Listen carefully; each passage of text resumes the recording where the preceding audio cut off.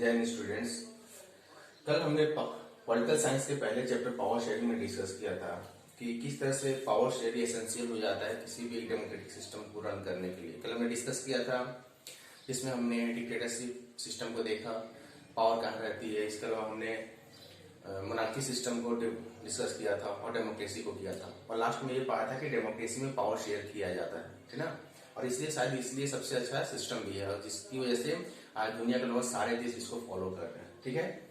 तो कल हमने पावर शेयरिंग में बेल्जियम का एक केस स्टडी किया था, किस तरह बेल्जियम का जो एथनिक कंपोजिशन था, वहाँ पे 59% जो था डच स्पीकिंग थे, ठीक ना, 40% जो है फ्रेंच स्पीकिंग थे और 1% जर्मन स्पीकिंग थे। लेकिन हमने डिस्कस देखा किस तरह से वहाँ पे लिंग्विस्टिक बेस पे, यानी भाषाई आधार पे वहाँ पे जो है सब क्रिश्चियन थे। वहाँ पे कोई रिलीजियस बेस्ड कोई डिस्क्रिमिनेशन नहीं था, धार्मिक आधार पर कोई फर्क नहीं था, फर्क था भाषा आधार पे, ठीक है। भाषा वहाँ पे फ्रेंच जो 40% थे स्पीकिंग थे, जो क्रिश्चियन थे, वो डोमिनेट करते थे 59% के ऊपर, क्योंकि वो कंपैरेटिवली रिच थे और अच्छे हाई पोजीशन पे थे।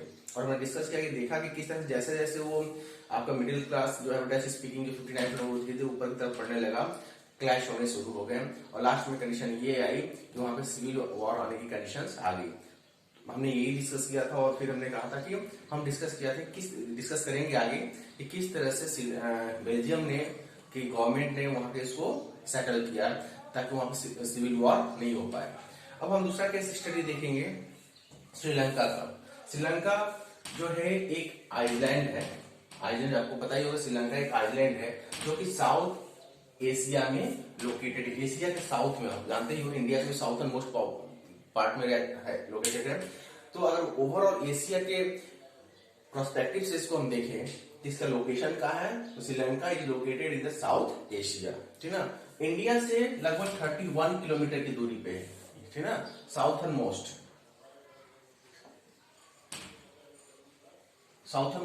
यानी कि हमारे जो साउथर्न मोस्ट पॉइंट है कन्याकुमारी, जिसको हम केरला भी कह सकते हैं, केरला से यानी कि साउथर्न मोस्ट पॉइंट से, यानी कि जो साउथर्न मोस्ट पॉइंट आपका ये बनता है यहाँ से ये 31 किलोमीटर की ये जो अपनी डिस्टेंस है, ये 31 किलोमीटर की डिस्टेंस पे इंडिया से ये श्रीलंका लोकेटेड है, ठीक है, ओके।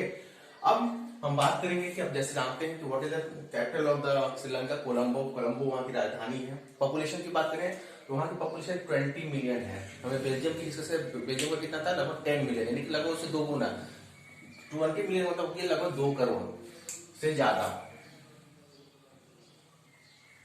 लगभग 2 करोड़ से ज्यादा श्रीलंका की पॉपुलेशन है, ठीक है। और इसको जो है आजादी जो है, फ्रीडम जो है, ये भी बहुत लंबे समय तक जो है अंग्रेजों के शासन में रहा था, गुलाम था।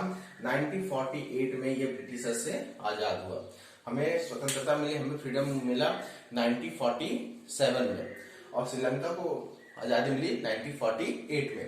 तो आपके इस टॉपिक से क्वेश्चन बन सकते हैं कि श्रीलंका को आजादी कब मिली, 1948 में। आजादी से पहले किसका ये कॉलोनी था, ब्रिटिशर्स के थे। लोकेशन कहाँ है, where is located, where is Sri Lanka located, South Asia में है, ठीक है। What is the distance from the Sri Lanka from the India, 31 kilometre, ठीक है। पॉपुलेशन क्या है, मोर देन 20 मिलियन, ठीक है। कैपिटल क्या है, कोलंबो। तो ये कुछ क्वेश्चन यहाँ से निकल के आते हैं, ठीक है।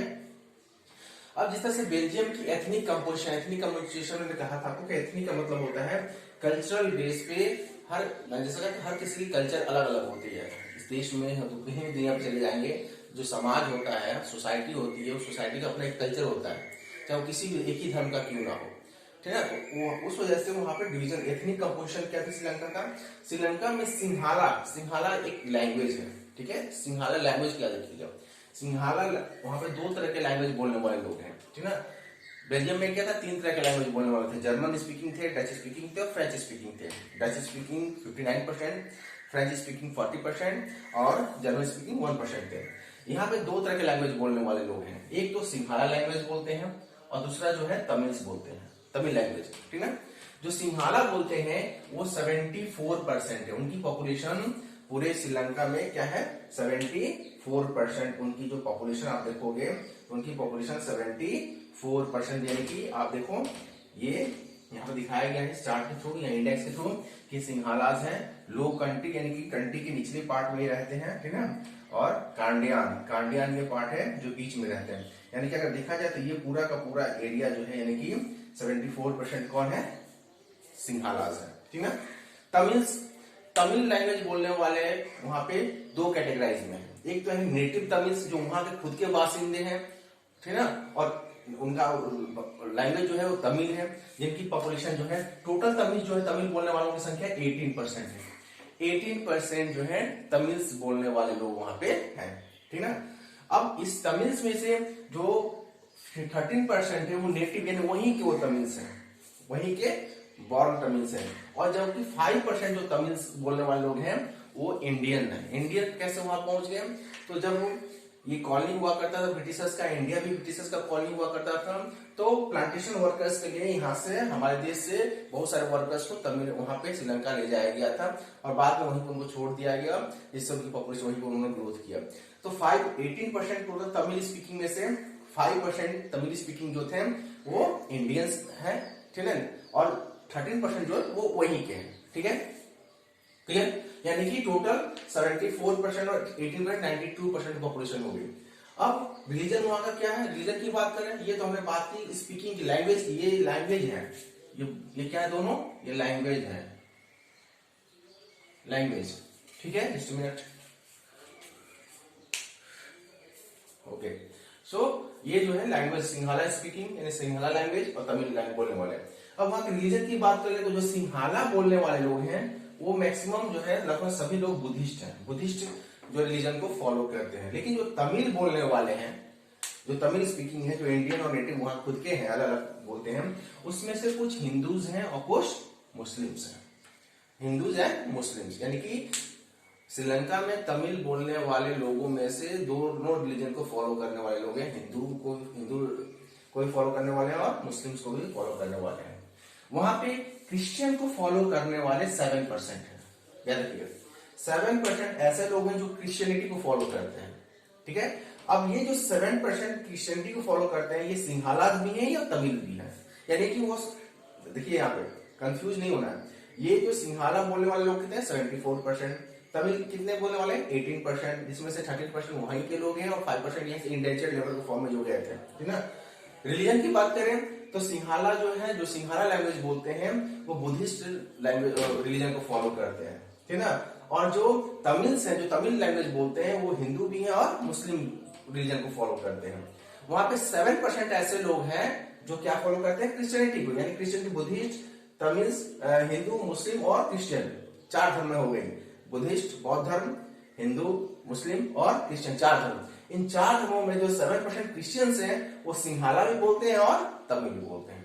ये एथनिक कंपोजिशन वहां का श्रीलंका का थे। आप इस चार्ट के थ्रू जो आप इसको देख सकते हैं कि ये जो आपकी लोग यहाँ पे दिखाया गया कि सिंहाला जो है लो कंट्री में कांडियान, बीच का जो होता है एरिया उसको वहां पे कांडियान बोला जाता है। तो आप देखो तो ये जो है लो कंट्री में लगभग ये जो है आपके सिंहालाज हैं, और ये यानी कि अगर देखा जाए ओवरऑल प्रोस्पेक्टिव में देखा जाए तो पूरा ये एरिया जो है, इतना बड़ा एरिया, यहाँ पे सिंहालाज रहते हैं, ठीक है।